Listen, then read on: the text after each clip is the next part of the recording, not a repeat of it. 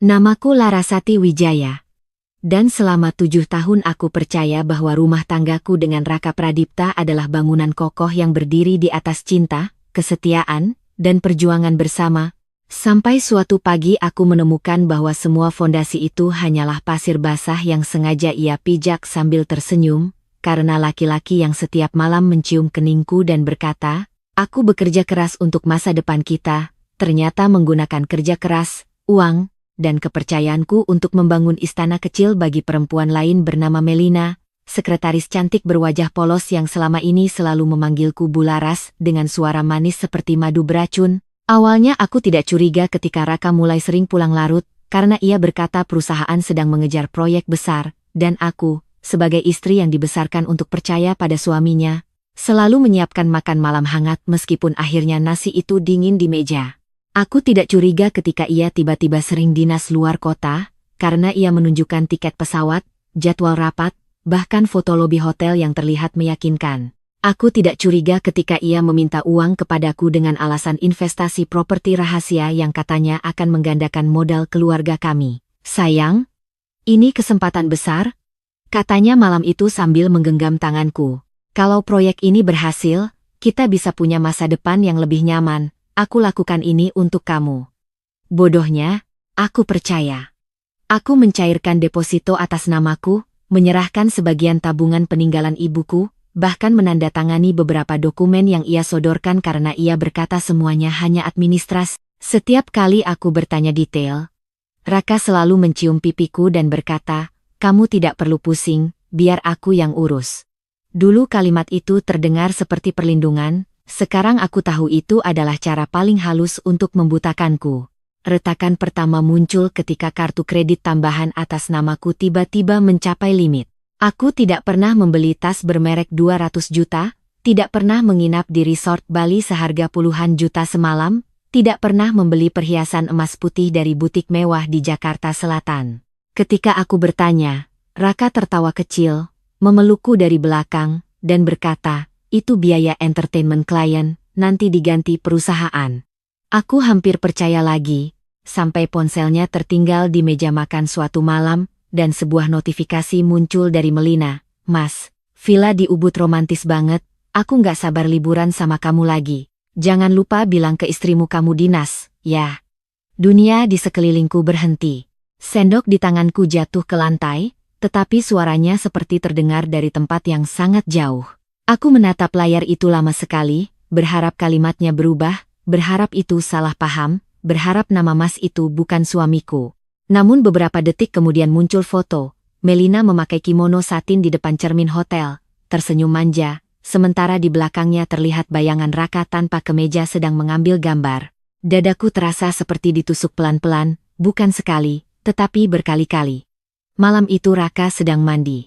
Aku bisa saja berteriak, menggedor pintu, melempar ponselnya ke wajahnya, menuntut penjelasan seperti istri-istri dalam sinetron. Tapi anehnya, aku tidak melakukannya.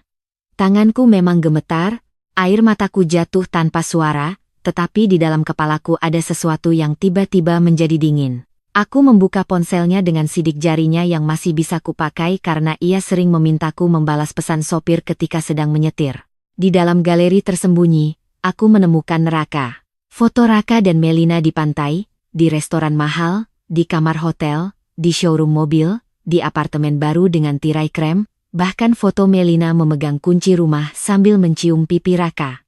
Captionnya membuat perutku mual. "Rumah kecil kita, Mas. Rumah kecil kita." Sementara aku di rumah sah kami menghitung pengeluaran dapur, menunda membeli perhiasan baru karena ingin membantu investasi suami, perempuan itu menerima rumah, tas, sepatu, parfum, dan liburan dari uang yang sebagian besar berasal dariku. Aku membuka chat mereka. Setiap barisnya adalah pisau. Raka menulis, "Sabar ya, sebentar lagi aku cari cara supaya Laras tidak banyak tanya." Melina membalas, "Aku capek jadi rahasia, Mas. Kapan kamu cerai?" Raka menjawab, "Tunggu waktunya. Rumah masih atas nama Laras. Rekening juga masih ada yang harus kupindahkan pelan-pelan." Aku menutup mulut agar tidak berteriak. Jadi bukan hanya selingkuh. Ia sedang merencanakan untuk mengosongkanku.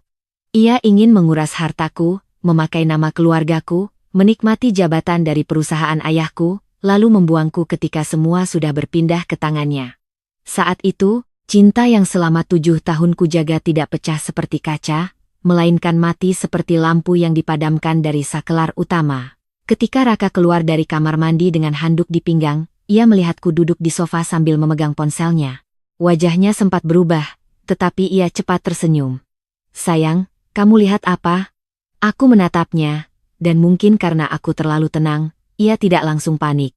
Aku mengunci layar ponsel, meletakkannya di meja, lalu berkata, "Tidak sengaja lihat pesan kantor. Besok kamu jadi berangkat dinas?"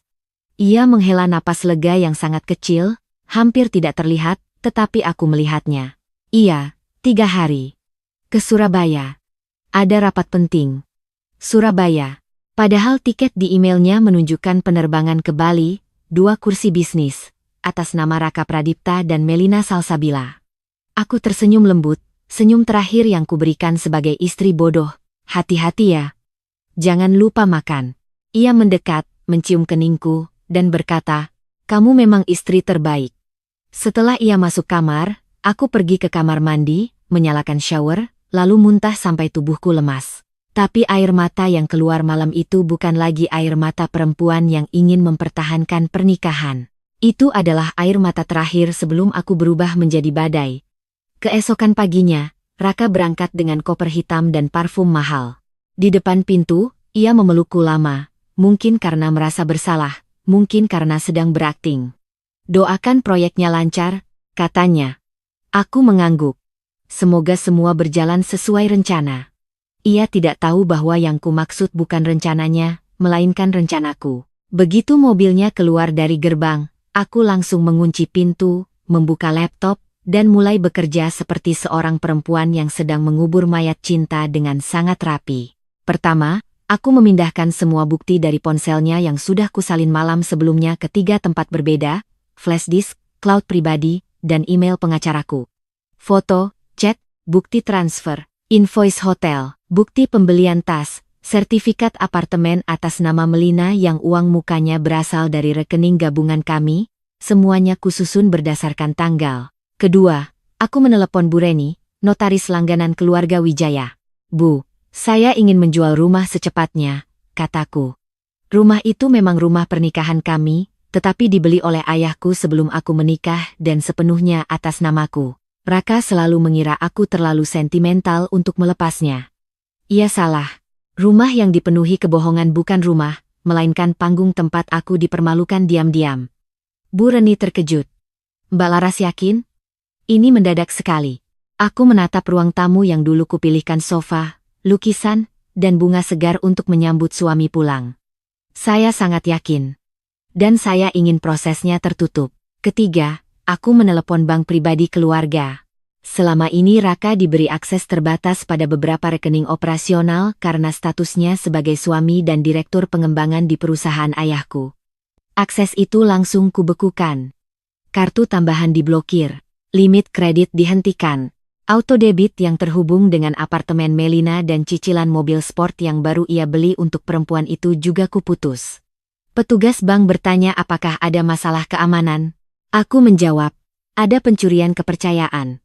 Keempat, aku menelepon ayahku, Bima Wijaya, pemilik Wijaya Group, laki-laki yang selama ini diam karena menghormati pilihanku menikah dengan Raka meskipun sejak awal ia tidak terlalu menyukai menantunya. Ayah mengangkat pada dering kedua. "Ada apa, Laras?" Suaranya berat, tenang, dan begitu ku dengar, pertahananku hampir runtuh. Aku menarik napas panjang. "Pa, aku butuh Papa melakukan sesuatu." "Apa?" "Pecat Raka dari perusahaan. Hari ini. Cabut semua aksesnya. Audit semua transaksi yang pernah dia setujui. Dan jangan beri dia kesempatan masuk gedung lagi." Di seberang sana hening beberapa detik. Ayah tidak bertanya, kenapa, dengan panik. Ia hanya berkata pelan, "Akhirnya kamu tahu," dadaku seperti dihantam. "Papa sudah tahu," ayah menghela napas. "Aku curiga sejak lama. Tapi aku menunggu kamu siap melihatnya sendiri. Aku tidak mau kamu membenci Papa karena dianggap mencampuri rumah tanggamu." Air mataku jatuh lagi, tetapi kali ini bukan karena Raka. Pa, dia pakai uangku untuk perempuan lain.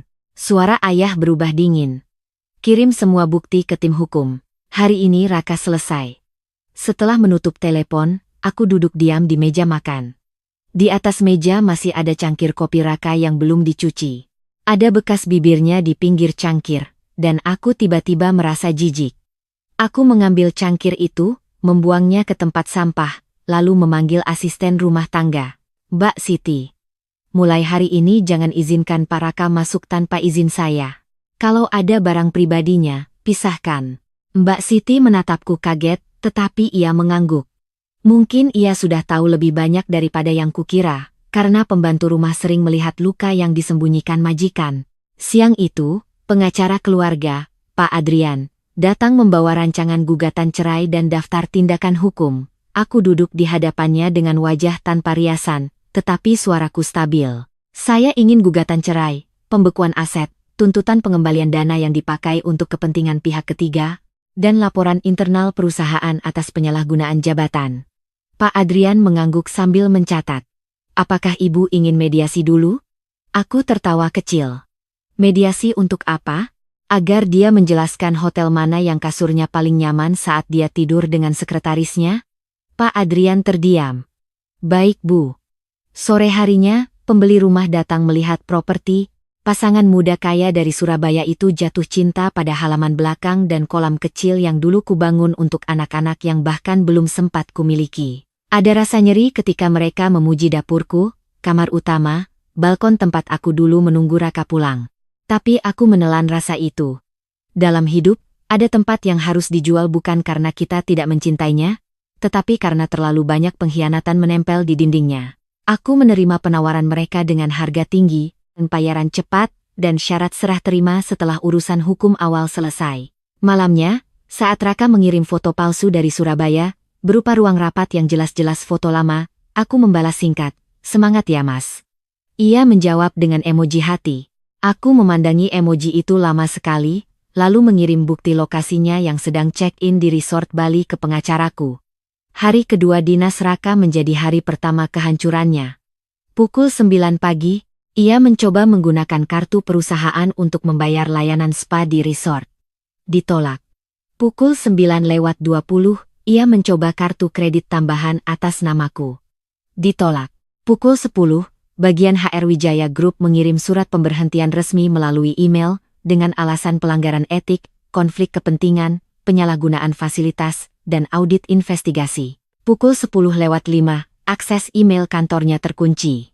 Pukul 10:10, kartu akses gedungnya dinonaktifkan. Pukul 10:15. Sopir kantor yang biasa menjemputnya menerima perintah untuk menarik mobil dinas begitu ia kembali. Pukul 10:20, Raka meneleponku. Aku menatap layar ponsel yang menampilkan namanya. Suamiku. Lucu, pikirku. Sebentar lagi gelar itu akan jadi bekas. Aku biarkan panggilannya berdering sampai mati. Ia menelepon lagi. Lagi. Lalu pesan masuk. "Sayang, kartuku error, kamu bisa cek?" Pesan kedua. "Kenapa email kantor tidak bisa dibuka?" Pesan ketiga. "Laras." Jawab teleponku. Pesan keempat, kali ini lebih keras. "Apa kamu cerita ke papa?" Aku tidak membalas. Aku ingin ia merasakan panik yang tumbuh perlahan, seperti racun yang baru menyadari dirinya sudah diminum.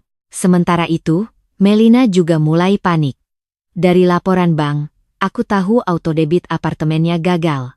Cicilan mobil mewahnya tertahan. Kartu belanja yang selama ini dipakai untuk membeli tas dan sepatu tiba-tiba tidak bisa digunakan. Aku membayangkan wajah cantiknya berubah pucat di kasir butik ketika kartu ditolak. Tuhan memang punya selera humor yang rapi. Siang itu, ayahku menelepon. "Raka sudah menghubungiku," katanya. "Apa katanya?" "Dia bilang ada salah paham dan meminta bertemu." "Papa jawab apa?" Ayah terdengar tenang. "Aku bilang laki-laki yang berani menipu putriku tidak pantas masuk ruang rapatku, apalagi keluargaku." Aku memejamkan mata. Ada rasa hangat di dadaku yang sejak semalam membeku. "Terima kasih, Pa." "Laras," kata ayah, suaranya melembut, "jangan goyah saat dia pulang. Laki-laki seperti Raka tidak akan langsung mengaku. Dia akan menangis, memohon, menyalahkan stres, menyalahkan perempuan itu, bahkan mungkin menyalahkan kamu. Ingat, pengkhianatan yang direncanakan bukan kesalahan sesaat. Aku membuka folder bukti di laptop, melihat foto Raka memeluk Melina di balkon villa. Aku tidak akan goyah. Hari ketiga. Raka pulang lebih cepat dari jadwal palsunya. Tentu saja ia pulang bukan karena merindukanku, melainkan karena dunia kecilnya terbakar. Sebelum ia tiba, aku sudah menyiapkan panggung. Rumah rapi, lampu ruang tamu menyala. Koper-koper miliknya sudah berjajar di dekat pintu. Amplop coklat berisi salinan gugatan cerai terletak di meja. Dan di layar televisi besar, aku menyiapkan slideshow bukti. Foto resort, bukti transfer, cat mesra, sertifikat apartemen Melina, invoice tas branded, tiket penerbangan ke Bali, semua berurutan seperti film dokumenter kebodohan seorang pengkhianat. Mbak Siti ku minta pulang lebih awal. Satpam kompleks ku beritahu bahwa jika Pak Raka membuat keributan, mereka harus datang. Aku mengenakan gaun hitam sederhana, rambutku sanggul rendah, wajahku kurias tipis. Bukan untuk terlihat cantik di matanya, tetapi untuk mengingatkan diriku bahwa malam itu aku bukan korban yang menangis di lantai. Aku adalah hakim di rumahku sendiri. Pukul 7 malam, suara mobil berhenti di depan pagar. Aku mendengar langkah tergesa-gesa, suara kunci mencoba membuka pintu, lalu Raka sadar kuncinya tidak berfungsi karena pagi tadi sudah kuganti. Ia mengetuk keras. Laras, buka pintu. Aku duduk di sofa, menunggu beberapa detik sebelum berjalan perlahan.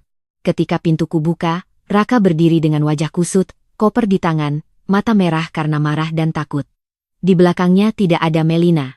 Tentu saja, perempuan itu mungkin sudah mulai menghitung apakah masih layak mempertahankan laki-laki yang kartunya ditolak.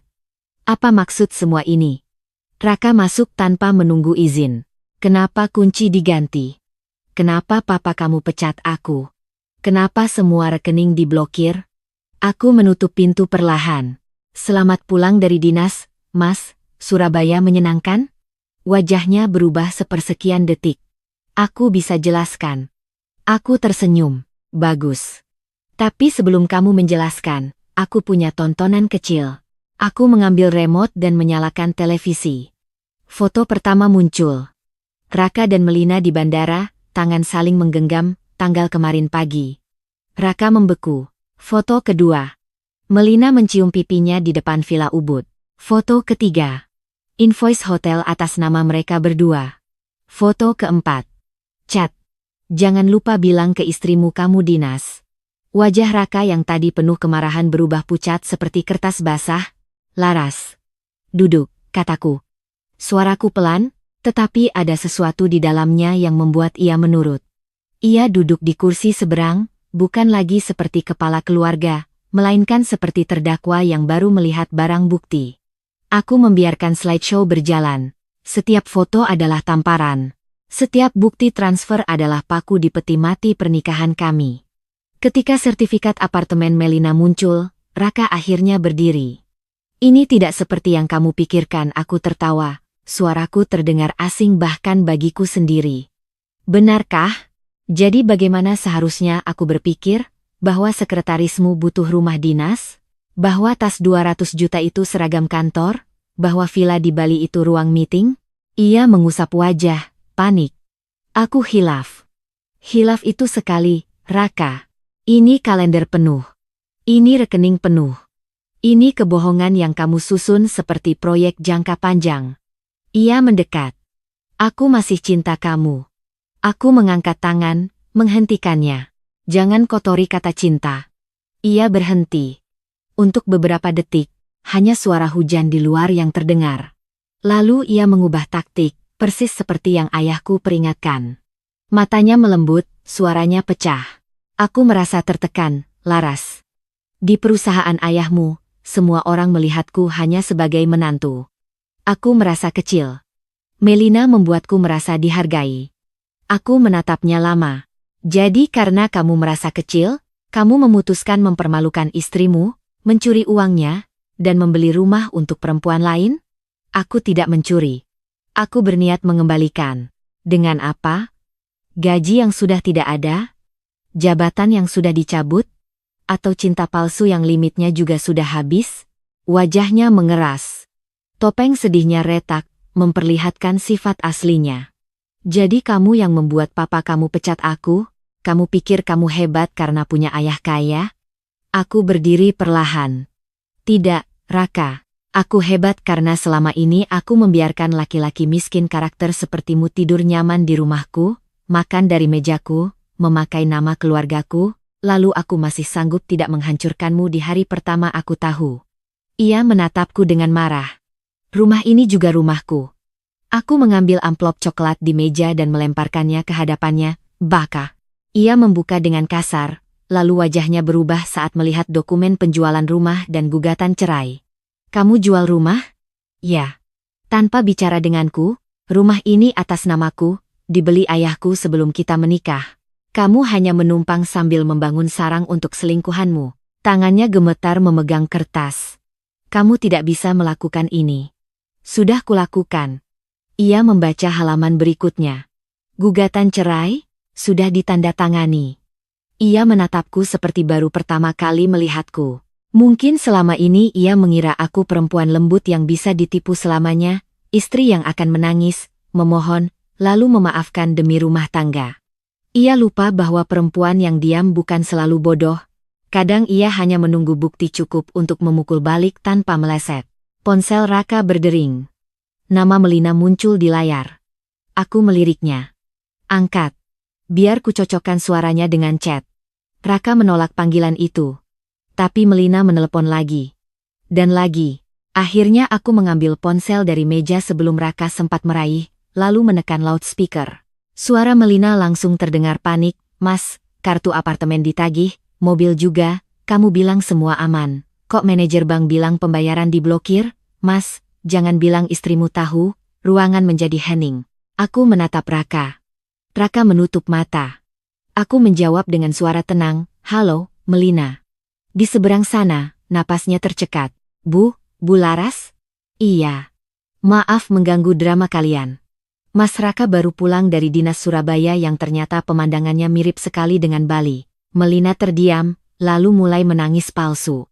Bu, saya bisa jelaskan? Saya korban juga, Mas Raka bilang rumah tangganya sudah tidak bahagia. Aku memotong. Dan karena kasihan, kamu menerima apartemen, mobil, tas, dan liburan? Tangisnya berhenti sesaat. Bu, jangan bawa saya ke masalah ini. Terlambat. Namamu sudah ada di laporan pengacara. Melina panik. Mas, kamu bilang semuanya aman? Aku menyerahkan ponsel itu ke Raka. Nah, suamiku, perempuan yang membuatmu merasa dihargai sedang menagih garansi. Raka mematikan telepon dengan tangan gemetar. Ia jatuh duduk, wajahnya kacau. Untuk pertama kalinya malam itu, ia benar-benar terlihat kalah. Tapi kekalahan laki-laki seperti Raka tidak membuatku puas sepenuhnya, karena aku tahu bagian paling menyakitkan bagi mereka bukan kehilangan cinta, melainkan kehilangan kenyamanan. Maka aku membuka folder terakhir di televisi. Surat pemecatan resmi, pembekuan akses rekening, jadwal audit internal, dan pemberitahuan bahwa mobil dinas serta fasilitas perusahaan akan ditarik. Mulai besok, tim audit akan memeriksa semua transaksi yang kamu setujui selama bekerja di Wijaya Group. Kalau ada uang perusahaan yang kamu pakai untuk Melina, Papa tidak akan menutupinya. Kamu akan berurusan dengan hukum.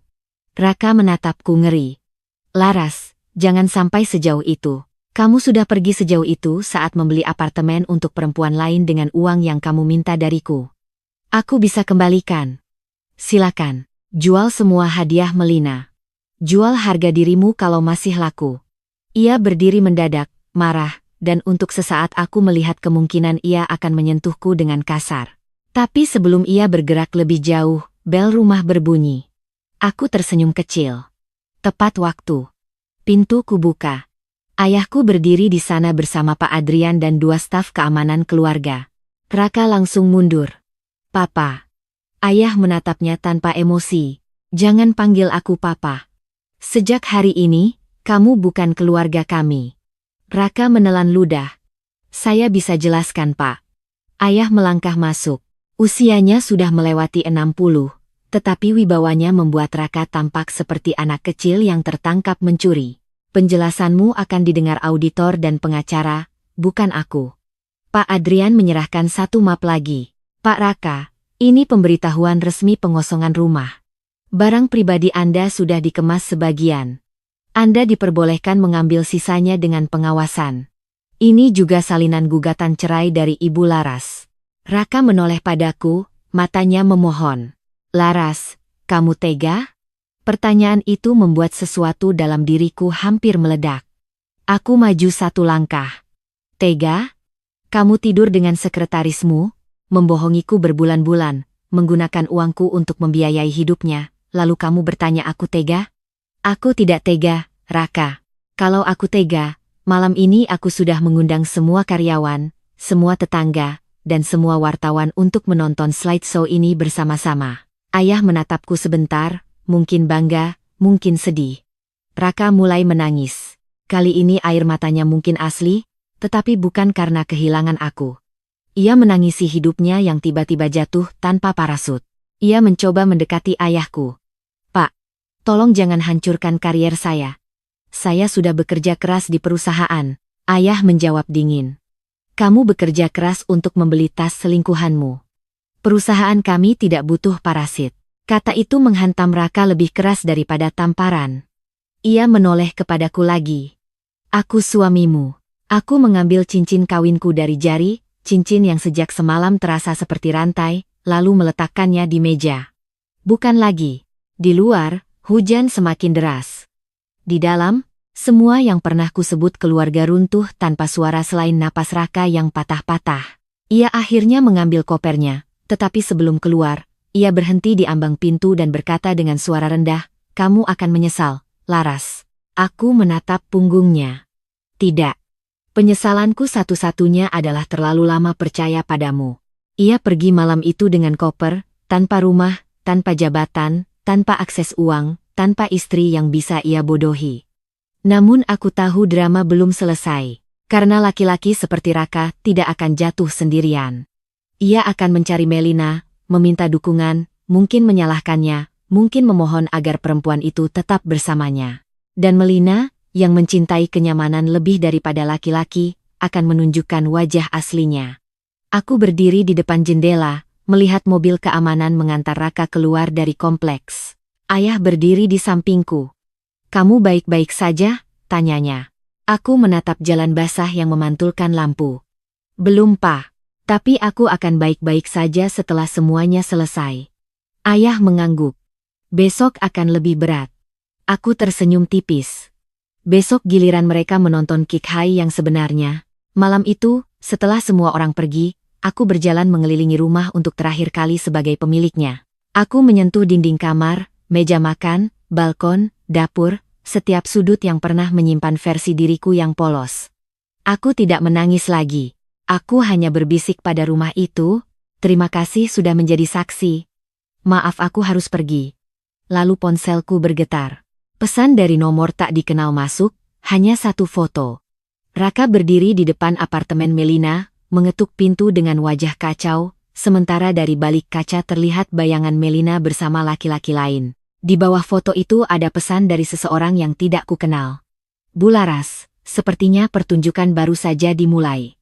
Aku menatap foto itu lama, lalu untuk pertama kalinya sejak pengkhianatan terbongkar, aku tertawa pelan. Bukan tawa bahagia, tetapi tawa seorang perempuan yang tahu bahwa karma kadang tidak perlu dipaksa, cukup lepaskan tali, dan orang-orang serakah akan saling menyeret jatuh ke jurang mereka sendiri. Pagi berikutnya, Raka akhirnya benar-benar melihat seperti apa rasanya jatuh tanpa pegangan, karena setelah diusir dari rumahku ia pergi ke apartemen Melina dengan keyakinan bodoh bahwa perempuan itu akan memeluknya, menenangkannya, dan berkata bahwa mereka bisa memulai hidup baru bersama, tetapi yang ia temukan justru pintu tertutup, lampu ruang tamu menyala redup, dan suara tawa laki-laki lain dari dalam apartemen yang dibeli memakai uangku. Ketika Raka menggedor pintu, Melina keluar dengan wajah panik, rambutnya berantakan, memakai gaun tidur sutra yang dulu dibayar dari kartu kredit tambahanku. Di belakangnya berdiri seorang pria muda bernama Kevin, anak pemilik showroom mobil yang selama ini ternyata menjadi cadangan. Melina setiap kali Raka sedang sibuk berbohong kepadaku. Raka berteriak, Melina menangis, Kevin tertawa sinis, dan satpam apartemen akhirnya menarik Raka keluar seperti pengacau murahan. Video keributan itu menyebar ke grup kantor sebelum matahari terbit. Orang-orang yang dulu memanggil Raka Pak Direktur, kini menonton ia berteriak di lorong apartemen selingkuhannya, tanpa jabatan, tanpa uang, tanpa martabat. Aku menerima video itu dari seorang karyawan lama Wijaya Group, menontonnya sekali, lalu meletakkan ponsel di meja. Aneh, aku tidak merasa puas seperti yang kubayangkan. Mungkin karena saat seseorang yang pernah kita cintai berubah menjadi begitu hina, kemenangan pun terasa seperti melihat rumah lama terbakar. Hangusnya memang pantas, tetapi asapnya tetap membuat dada sesak. Namun rasa iba itu lenyap ketika Pak Adrian datang membawa hasil audit awal. Ternyata Raka tidak hanya menggunakan uang pribadiku untuk Melina, tetapi juga memanipulasi beberapa anggaran pemasaran perusahaan, membuat vendor fiktif, dan mengalirkan dana ke rekening yang kemudian dipakai membayar cicilan mobil, liburan, dan biaya renovasi apartemen perempuan itu. Ayahku membaca laporan itu dengan wajah dingin, lalu hanya berkata, "Laporkan." Tidak ada lagi ruang untuk kasihan. Siang itu laporan resmi dibuat. Raka tidak hanya menghadapi perceraian, tetapi juga tuntutan penggelapan dan penyalahgunaan jabatan. Melina pun ikut terseret sebagai penerima manfaat dan kemungkinan rekan dalam penyembunyian dana. Saat kabar itu sampai kepada mereka, Melina tiba-tiba menghubungiku puluhan kali. Aku tidak mengangkat sampai akhirnya ia mengirim pesan panjang, memohon bertemu, mengaku dirinya hanya korban, berkata bahwa Raka menipunya dengan janji akan menceraikanku, dan yang paling lucu, ia menulis, "Bu Laras, sebagai sesama perempuan, tolong jangan hancurkan masa depan saya." Sesama perempuan? Aku menatap kalimat itu lama sekali, lalu membalas satu kalimat. "Kamu ingat sesama perempuan saat memakai uangku untuk membeli tas?" Setelah itu aku memblokirnya. Tapi Melina tidak menyerah. Sore harinya ia datang ke kantor ayahku, berdiri di lobi dengan wajah sembab dan pakaian mahal yang mendadak terlihat murahan. Ia memaksa ingin bertemu Raka, tidak tahu bahwa Raka sendiri sudah dilarang masuk gedung. Ketika petugas keamanan menahannya, ia mulai berteriak, "Saya tidak salah. Saya dijanjikan akan dinikahi." Beberapa karyawan merekam dari jauh. Aku kebetulan datang bersama Pak Adrian untuk menandatangani dokumen tambahan, dan begitu Melina melihatku, ia langsung berlari menghampiri. "Bu Laras, tolong dengarkan saya," katanya sambil hendak berlutut. Aku mundur satu langkah, bukan karena takut, tetapi karena jijik pada sandiwaranya, berdiri. "Jangan mengotori lantai kantor ayahku dengan drama palsumu." Ia menangis keras. "Saya benar-benar mencintai Mas Raka." Aku menatap tas bermerek di tangannya. "Cintamu sepertinya cukup mahal." Wajahnya memerah. "Mas Raka bilang ibu dingin, ibu tidak pernah menghargai dia, ibu cuma mengandalkan kekayaan keluarga." Aku tersenyum tipis. "Dan kamu percaya karena itu membuatmu lebih nyaman saat menerima apartemen?" Ia terdiam. Orang-orang di lobi menyaksikan kami seperti menonton sinetron langsung. Aku mendekat sedikit, suaraku pelan tetapi cukup tajam. "Melina, kamu boleh berakting polos di depan laki-laki bodoh, tapi jangan di depanku. Aku punya chat kalian, foto kalian, bukti transfer kalian, bahkan suara kamu saat panik menagih cicilan apartemen, jadi simpan air matamu untuk pengacaramu." Saat itulah pintu lift terbuka dan Raka muncul bersama dua petugas keamanan. Rupanya ia mencoba masuk dari parkiran belakang. Wajahnya kusut, matanya merah, kemejanya lecek. Begitu melihat Melina, kemarahannya meledak. "Kamu selingkuh dariku?" teriaknya. Aku hampir tertawa. Laki-laki yang mengkhianati istrinya marah karena dikhianati selingkuhannya. Melina balas berteriak, "Kamu miskin sekarang, Mas. Kamu bahkan tidak bisa bayar apartemen yang kamu janjikan. Kamu pikir aku mau ikut laki-laki yang dipecat dan dituntut?" Seluruh lobi membeku. Kalimat itu menampar Raka lebih keras daripada semua bukti yang kutunjukkan semalam. Ia menatap Melina seperti baru sadar bahwa cinta yang ia banggakan hanyalah transaksi dengan bunga tinggi. "Jadi selama ini kamu cuma mau uangku?" tanyanya lirih. Melina tertawa pahit. "Uangmu? Itu uang istrimu." Keheningan turun begitu tajam sampai suara Aceh pun terdengar. Raka menoleh padaku, wajahnya hancur. Seolah berharap aku kasihan karena ia baru saja dipermalukan. Aku hanya menatapnya datar. "Selamat, Raka. Akhirnya kamu mendengar kebenaran dari mulut orang yang kamu beli." Ayahku keluar dari ruang direksi tepat saat suasana makin panas. Semua orang langsung menunduk. Dengan suara tenang, ia berkata kepada keamanan, keluarkan mereka berdua dari gedung saya. Mulai hari ini, kalau mereka masuk tanpa izin, laporkan sebagai gangguan. Raka mencoba mendekat. Pak Bima, saya mohon. Ayah mengangkat tangan. Aku tidak bicara dengan pencuri. Kata itu membuat Raka berhenti seperti ditampar. Melina mulai menjerit lagi, tetapi keamanan membawanya keluar. Dari balik kaca lobi, aku melihat mereka berdua berdiri di trotoar, saling menyalahkan, saling menunjuk, saling menghancurkan. Dan disitulah aku sadar. Terkadang balas dendam terbaik bukan menghukum mereka dengan tangan sendiri, tetapi membiarkan dua orang serakah berada dalam satu ruangan tanpa uang untuk diperebut. Beberapa hari berikutnya menjadi badai. Surat gugatan cerai resmi sampai ke tangan Raka. Pemberitaan internal tentang audit menyebar di kalangan bisnis. Vendor-vendor yang pernah menerima pembayaran mencurigakan mulai dipanggil. Salah satu vendor fiktif ternyata dibuat atas nama sepupu Melina. Bukti itu membuat posisi Melina semakin buruk. Ia mencoba menghapus unggahan media sosialnya, tetapi terlambat.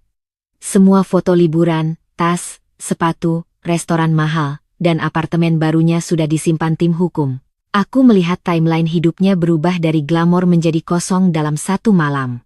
Sementara Raka mulai mengirim pesan memohon. Awalnya ia meminta maaf.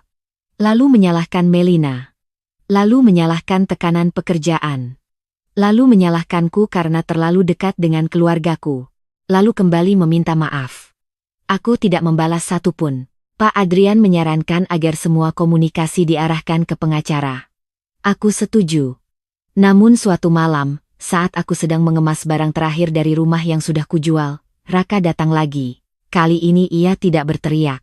Ia berdiri di depan pagar dengan wajah basah oleh hujan, membawa buket bunga mawar putih yang dulu menjadi favoritku. Satpam hendak mengusirnya, tetapi aku mengizinkan ia masuk ke teras, hanya ke teras, dengan kamera keamanan menyala. Ia menatap rumah yang hampir kosong, kotak-kotak kardus, lukisan yang sudah diturunkan, tirai yang terikat. Kamu benar-benar pergi, katanya. Aku berdiri di ambang pintu. Rumah ini sudah terjual. Bibirnya bergetar. Ini rumah kita. Aku menggeleng. Tidak pernah. Ini rumahku yang kamu cemari. Ia menyerahkan bunga itu. Aku tahu aku salah. Aku akan tinggalkan Melina. Aku akan cari kerja dari nol, kita bisa mulai lagi, Laras. Aku menatap bunga itu, lalu menatap wajahnya. Dulu, mungkin kalimat itu akan membuatku runtuh. Dulu, aku akan mengingat 7 tahun pernikahan, foto bulan madu, malam-malam kami tertawa di dapur, semua hal kecil yang membuatku percaya bahwa Raka adalah rumah. Tapi sekarang yang kulihat hanyalah laki-laki yang baru ingin pulang setelah tempat maksiatnya terbakar. Kamu tidak ingin mulai lagi denganku. Kataku pelan, kamu hanya ingin kembali ke hidup nyaman yang hilang. Ia menangis. Aku masih mencintaimu. Tidak, Raka. Kamu mencintai akses. Kamu mencintai rekening. Kamu mencintai jabatan. Kamu mencintai nama belakang Wijaya yang membuat orang membukakan pintu untukmu. Aku hanya kebetulan berdiri di tengah semua itu. Ia menggeleng keras. Tidak, Laras, jangan bilang begitu. Aku mengambil bunga dari tangannya, lalu meletakkannya di tempat sampah dekat pintu. Wajahnya hancur melihat itu. Bunga putih untuk istri yang kamu hianati? Simpan saja untuk pemakaman harga dirimu. Raka jatuh berlutut. Aku mohon, cabut laporan. Kalau aku masuk penjara, hidupku selesai. Aku menunduk menatapnya. Saat kamu memakai uangku untuk tidur dengan perempuan lain, kamu tidak berpikir hidupku selesai. Aku hilaf. Kamu tidak hilaf. Kamu menghitung. Ia diam. Hujan di luar semakin deras, seperti langit sengaja memberi musik latar untuk kehancurannya. Aku berbalik hendak masuk, tetapi ia tiba-tiba berkata, kalau kamu teruskan ini, aku akan bicara ke media. Aku akan bilang keluarga Wijaya menjebakku karena tidak pernah merestui aku. Aku akan bilang kamu istri dingin yang memaksaku mencari kebahagiaan di luar. Aku berhenti. Inilah dia. Wajah asli yang selalu muncul ketika tangisan tidak berhasil. Aku menoleh perlahan. Silakan. Ia tampak terkejut. Kamu pikir aku takut? Aku melangkah mendekat. Besok pagi. Kalau kamu mau, aku bisa bantu kirim semua foto Bali, chat dengan Melina, bukti apartemen, transaksi vendor fiktif, dan rekaman kamu memohon di teras ini ke media. Kita lihat publik lebih percaya siapa. Perempuan yang menjual rumahnya untuk memutus hidup dari pengkhianat, atau laki-laki yang diusir selingkuhannya karena uangnya habis. Raka pucat. Ia lupa bahwa perang tidak bisa dimenangkan dengan ancaman kosong ketika lawannya memegang semua peluru. Aku memanggil satpam. Antarkan Pak Raka keluar. Ia berdiri perlahan, wajahnya berubah dingin. Kamu akan menyesal. Aku tersenyum. Kamu terlalu sering mengucapkan itu, tapi hidupmu yang terus membuktikan sebaliknya. Setelah ia pergi, aku menutup pintu, dan untuk pertama kalinya aku merasa benar-benar tidak takut padanya. Beberapa minggu kemudian, sidang perceraian pertama digelar. Ruang sidang penuh ketegangan. Raka datang dengan pengacara baru yang tampak mahal, entah dibayar dari mana. Melina tidak hadir, tetapi namanya disebut berkali-kali dalam bukti. Aku duduk dengan tenang di samping Pak Adrian. Di belakangku, ayahku hadir tanpa banyak bicara. Ketika hakim meminta keterangan, Raka mencoba memainkan peran korban. Ia berkata rumah tangga kami sudah lama dingin, ia merasa tidak dihargai oleh keluarga istrinya, dan hubungannya dengan Melina terjadi karena kekosongan emosional. Aku mendengarkan tanpa menyela. Lalu Pak Adrian mulai membuka bukti satu persatu. Foto penerbangan. Bukti hotel. Cat. Transfer. Sertifikat apartemen. Tagihan kartu. Catatan bahwa uang yang diminta dariku sebagai investasi, ternyata masuk ke pembayaran aset atas nama Melina. Ruangan menjadi sunyi. Hakim menatap Raka dengan wajah datar. Saudara menyebut ini kekosongan emosional, tetapi bukti menunjukkan aliran dana yang sangat konkret. Raka menunduk. Pengacaranya mencoba membantah bahwa itu hadiah pribadi, bukan penipuan. Pak Adrian menjawab, hadiah pribadi dari dana yang diperoleh melalui kebohongan kepada istri sah dan penggunaan fasilitas perusahaan. Aku melihat tangan Raka gemetar di atas meja. Saat giliranku bicara, aku berdiri perlahan. Yang mulia, saya tidak datang ke sini untuk memperebutkan cinta. Cinta saya sudah selesai. Saya hanya ingin pernikahan ini diakhiri secara sah, dan saya ingin semua kerugian yang ditimbulkan oleh kebohongan tergugat diperhitungkan. Saya tidak ingin drama. Saya ingin keadilan. Suaraku tidak tinggi, tidak gemetar, tetapi setiap kata terasa seperti batu yang diletakkan di atas makam pernikahan kami. Setelah sidang, Raka mencoba mendekat di lorong. Ayah langsung berdiri di depanku. Jangan dekat-dekat. Raka menatap ayah dengan kebencian. Bapak dari dulu memang ingin saya jatuh. Ayah menjawab tenang, tidak. Kamu memanjat dengan tangga palsu lalu jatuh sendiri.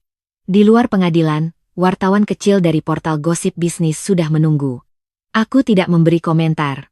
Tetapi Melina, entah bodoh atau putus asa, justru membuat video klarifikasi di media sosial malam itu. Wajahnya tanpa riasan, matanya merah, ia berkata bahwa ia ditipu Raka, bahwa ia tidak tahu uang yang diberikan berasal dari istrinya, bahwa ia hanya perempuan muda yang jatuh cinta. Sayangnya, internet tidak semudah itu dibodohi. Komentar netizen membanjiri videonya, menampilkan tangkapan layar unggahan lamanya, hadiah dari calon imamku. Rumah baru dari Mas tersayang. Akhirnya jadi ratu. Ada pula yang menemukan foto Kevin di apartemennya. Video itu bukan membersihkan namanya, justru menenggelamkannya lebih dalam. Raka melihat video itu dan mengamuk. Ia menuduh Melina menghancurkan reputasinya. Melina membalas dengan mengunggah chat Raka yang menjanjikan akan menceraikanku dan menjadikan Melina istri sah setelah uang laras aman. Kalimat itu menjadi bom. Tim hukum kami langsung menyimpannya sebagai bukti tambahan. Pak Adrian berkata, kadang lawan terbaik adalah musuh yang panik. Aku setuju. Mereka tidak perlu dihancurkan lagi. Mereka sedang saling mencabik di depan umum. Namun pukulan paling besar datang dari hasil audit final Wijaya Group. Ternyata kerugian perusahaan lebih besar dari perkiraan. Ada 3 proyek fiktif, 2 vendor palsu, dan beberapa persetujuan dana yang ditandatangani Raka untuk kepentingan pribadi. Ayahku tidak ragu. Laporan pidana dilanjutkan. Raka dipanggil penyidik. Melina juga. Ketika mereka keluar dari kantor polisi untuk pemeriksaan pertama, kamera wartawan menangkap Raka menutupi wajah dengan jaket, Sementara Melina menangis histeris dan berteriak bahwa ia dijebak. Aku menonton berita itu dari apartemen baruku, tempat sementara yang sederhana namun terasa bersih karena tidak ada kebohongan di dalamnya. Di meja, ada teh hangat dan dokumen penutupan penjualan rumah lama. Uang hasil penjualan masuk seluruhnya ke rekening pribadiku yang aman. Sebagian kupakai untuk membeli apartemen baru atas namaku sendiri, sebagian kusimpan, sebagian lagi kualokasikan untuk yayasan kecil yang membantu perempuan korban kekerasan finansial dalam pernikahan. Aku tidak ingin luka ini hanya menjadi dendam. Aku ingin ia menjadi senjata untuk perempuan lain agar tidak sebodoh aku dulu. Sidang kedua perceraian menjadi lebih panas. Pengacara Raka mulai meminta bagian dari aset rumah dengan alasan ia tinggal di sana selama pernikahan dan ikut merawatnya. Aku hampir tertawa di ruang sidang. Pak Adrian menunjukkan bukti pembelian rumah sebelum pernikahan, sertifikat atas namaku, pembayaran renovasi dari rekening ayahku, dan fakta bahwa selama masa tinggal, Raka justru menggunakan dana rumah tangga untuk perempuan lain. Hakim menolak klaim itu dengan tegas. Wajah Raka berubah merah. Ia menatapku seolah aku merampas sesuatu darinya, padahal yang kulakukan hanya menutup pintu yang dulu ia masuki tanpa tahu malu. Setelah sidang, Melina muncul di parkiran pengadilan. Ia tampak berbeda. Tidak ada tas branded, tidak ada riasan mahal, hanya wajah lelah dan mata penuh panik. Ia menghampiriku sambil membawa amplop. "Bu Laras, saya mau menyerahkan ini." Pak Adrian langsung menghalangi. "Bicara lewat pengacara." Melina menggeleng. "Ini penting. Ini bukti bahwa Mas Raka pernah menyuruh saya membuka rekening untuk menampung uang." Aku menatapnya. "Kenapa baru sekarang?" Ia menelan ludah. "Karena dia mau menyalahkan semua ke saya. Dia bilang saya yang memaksa dia mencuri. Saya tidak mau masuk penjara sendirian." Tentu. Bukan penyesalan. Ketakutan. Tapi bukti tetap bukti.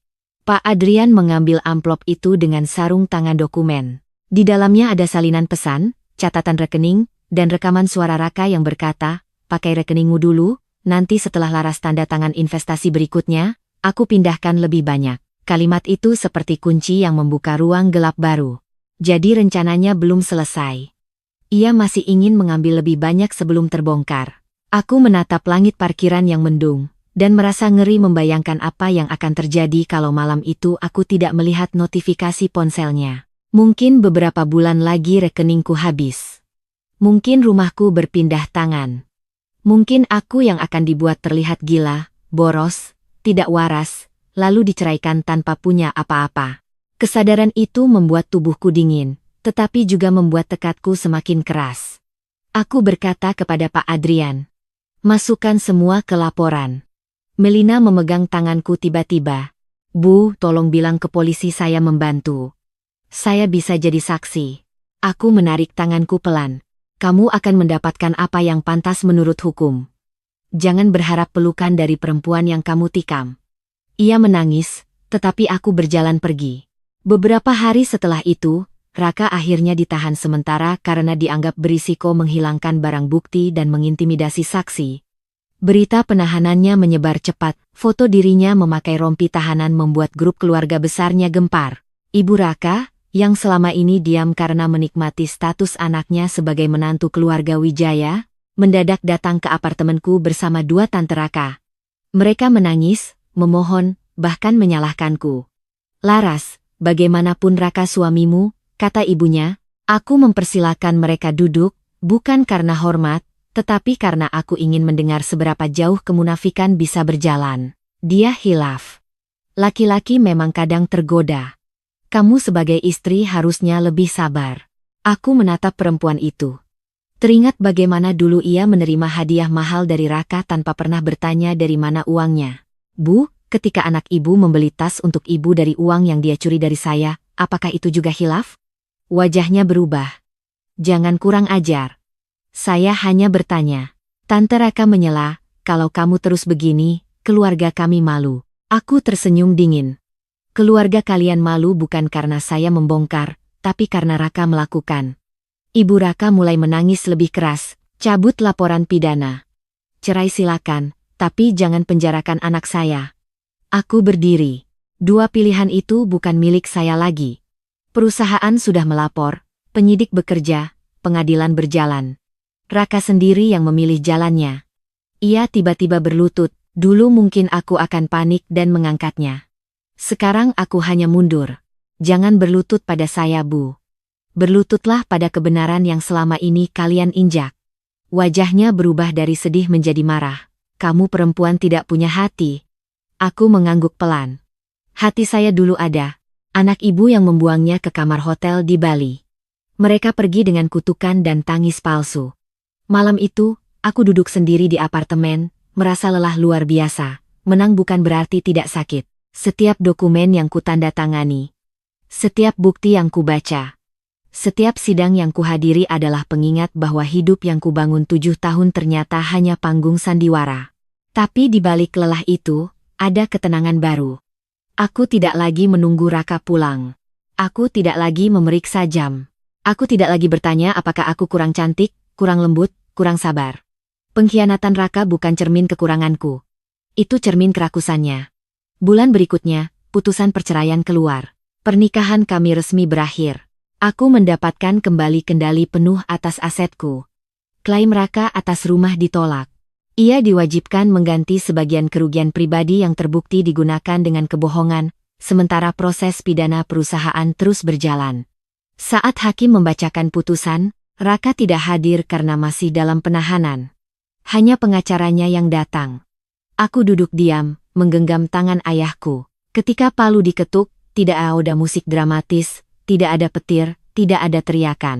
Hanya suara kayu kecil menghantam meja, tetapi bagiku itu terdengar seperti rantai yang putus. Di luar pengadilan, ayah bertanya, "Apa yang ingin kamu lakukan sekarang?" Aku melihat langit Jakarta yang cerah setelah berminggu-minggu hujan. "Hidup," jawabku. Beberapa minggu kemudian, aku pergi ke rumah lama untuk serah terima terakhir kepada pembeli. Rumah itu sudah kosong. Tidak ada lagi foto pernikahan, tidak ada lagi jas Raka di lemari, tidak ada lagi aroma parfum pengkhianatan di kamar. Aku berjalan ke balkon tempat dulu aku membaca pesan Melina untuk pertama kali. Angin sore menyentuh wajahku. Aku mengeluarkan cincin kawin dari kotak kecil, bukan untuk disimpan sebagai kenangan, tetapi untuk terakhir kali melihat benda yang pernah mengikatku pada kebohongan. Lalu aku memasukkannya ke amplop bersama surat singkat untuk Raka yang akan dikirim melalui pengacaranya. Ini sisa terakhir dari pernikahan kita. Aku mengembalikannya bukan karena ia berharga, tetapi karena aku tidak ingin menyimpan apapun yang pernah kamu kotori. Setelah itu aku turun, menyerahkan kunci kepada pemilik baru, dan keluar tanpa menoleh. Di depan pagar, Pak Adrian menelepon. "Bu Laras, ada kabar." Melina resmi bersedia menjadi saksi dalam kasus perusahaan, dan ia menyerahkan bukti tambahan. Posisi Pak Raka makin berat. Aku menarik napas panjang. "Baik, ikuti prosesnya. Apakah ibu ingin memberi pernyataan media?" Banyak yang meminta wawancara. Aku melihat jalan di depan, ramai, bising, hidup. Tidak. Mereka sudah cukup melihat dramanya. Sisanya biar hukum yang bicara. Sore itu aku pulang ke apartemen baruku, tidak terlalu besar, tidak semewah rumah lama, tetapi setiap sudutnya kupilih sendiri tanpa bayangan Raka. Di ruang tamu, aku meletakkan bunga melati putih, bunga kesukaan ibuku. Aku menyalakan lampu, menyeduh teh, lalu duduk di dekat jendela. Ponselku bergetar. Pesan dari nomor tidak dikenal masuk, dari Raka. Entah bagaimana ia mendapatkan kesempatan mengirim pesan. Aku kehilangan semuanya. Puas? Aku menatap pesan itu lama, lalu membalas untuk pertama dan terakhir kalinya. Kamu tidak kehilangan semuanya. Kamu hanya mengembalikan apa yang bukan milikmu. Setelah itu aku memblokir nomornya. Di kejauhan, langit Jakarta berubah jingga. Aku tidak tahu seperti apa hidupku setelah ini. Mungkin masih ada sidang, masih ada berita, masih ada luka yang tiba-tiba muncul di malam sepi, tetapi aku tahu satu hal.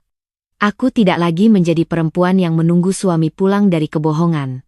Aku adalah perempuan yang membakar panggung dusta, menjual rumah penuh pengkhianatan, mengunci rekening, menandatangani perceraian, dan berjalan keluar dengan kepala tegak.